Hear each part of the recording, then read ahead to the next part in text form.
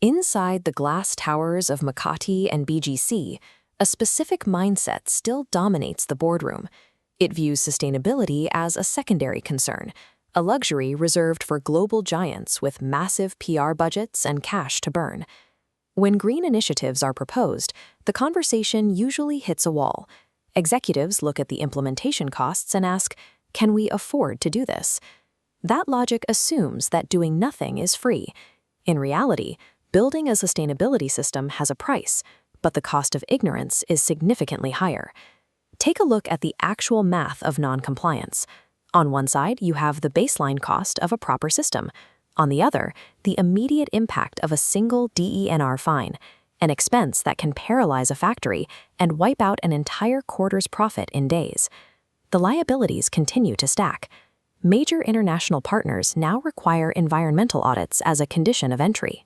Without them, lucrative export contracts are diverted to competitors who already meet those global standards. Finally, the most significant hit occurs during investor reviews. When ESG scores are low, capital is denied. Institutional investors see these gaps as high-risk liabilities, leaving the companies starved of the funding needed to scale. Building a proactive sustainability framework requires an upfront investment, but it functions as an insurance policy against these cascading financial disasters. The focus of the debate needs to shift. The real danger isn't the line item for a new environmental system, it's the massive, unhedged liability of trying to operate without one. Beyond the financial math, many Philippine companies are struggling with a second misconception. They don't actually know what ESG looks like in a functioning business. For many, the process begins and ends with a glossy annual report, a heavy, static document filled with stock photos and high-level promises that sits on a shelf until the next audit. Relying on a yearly document to prove compliance creates a massive blind spot. By the time the report is published, the operational inefficiencies it was supposed to track have already cost the company millions. Resilient companies treat sustainability as a live performance metric. It's a constant, demanding requirement that exists in the minute-to-minute flow of the business.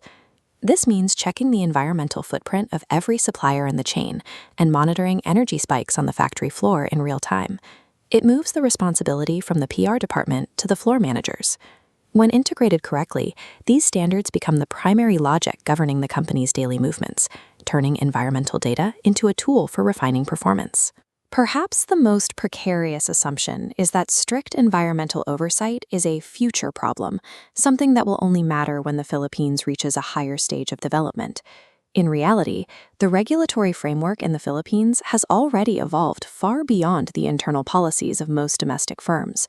Look at the existing legal perimeter. Republic Act 9003 and the Clean Air Act, RA 8749, already set rigorous boundaries for waste management and industrial emissions that many firms are currently crossing. The grid tightens with RA 9275, governing water quality, and RA 11058, which mandates specific occupational health and safety standards. These aren't suggestions, they are enforceable mandates. Recently, RA 11898 introduced extended producer responsibility, while RA 8371 protects indigenous rights in areas of resource extraction. The legal web is now complete. The government has codified these standards into law, and enforcement agencies are increasingly focused on businesses that have failed to modernize. Treating these laws as a future concern creates an immediate, massive legal vulnerability that can be triggered by a single inspection. When we combine these three realities, the financial risk, the operational necessity, and the existing legal trap, the picture changes. Sustainability has moved far beyond the realm of public relations. It is now the mandatory baseline for survival. It is the minimum requirement for any company that wants to stay in business over the next decade. Companies that ignore this shift face a pincer movement. Regulators will drain their liquidity through fines, while the global capital market simultaneously cuts off the investment needed to recover. This is the time to pivot. Instead of viewing environmental standards as an external burden, savvy leaders are using them as a shield, a way to cut waste, lower risk, and make their companies irresistible to modern investors. The landscape of Philippine business has been redrawn. You can either adapt to the new terrain or be left behind by it.